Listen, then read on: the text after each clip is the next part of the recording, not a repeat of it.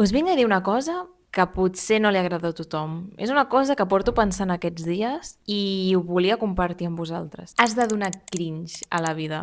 Potser no tothom estarà d'acord amb mi. Crec que a vegades ens posem unes expectatives molt altes i no ens atrevim a donar el primer pas. Ens quedem a casa i no fem aquell curs d'art que volíem fer o no volem anar a aquella quedada perquè em fa vergonya. I ho estava pensant perquè jo, per exemple, ara estic donant molt de cringe aquí, a aquest vídeo. Aquest canal ha estat molt de temps en el meu cap i mai, pel por de donar cringe, de la vergonya, pensava que arribaria a fer-lo de veritat. O sigui, potser aquest canal porta des del 2012 en el meu cap, que veia el Rubius, el Vegeta, el Willy Rex i tots aquests, i jo deia, jo també vull obrir un canal, jo també vull estar a les xarxes. I per por han passat 14 anys abans de que jo fes res d'això. Segurament els primers cops que facis una cosa farà molt de vergonya aliena.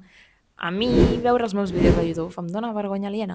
No passa res, són els primers vídeos, me'ls he de treure de sobre per arribar a algun punt on pugui dir que estic orgullosa d'allò que faig. Perquè els primers cops, òbviament, no sortirà tot perfecte i podràs dir que bé que faig això, que bé ballo salsa, que bé pinto. Llavors és normal que el primer dia que vagis a la classe de salsa no ballaràs superbé i potser trepitges el peu a algú i et mors de vergonya. Aquesta etapa inicial te l'has de treure de sobre com més ràpid millor. O sigui, els primers 10 vídeos faran mal rotllo i és millor fer-ho que no pas quedar-te a casa sense fer res. Per això crec que és essencial donar cringe. Potser estic donant cringe, però prefereixo donar cringe que viure a la presó de la meva ment.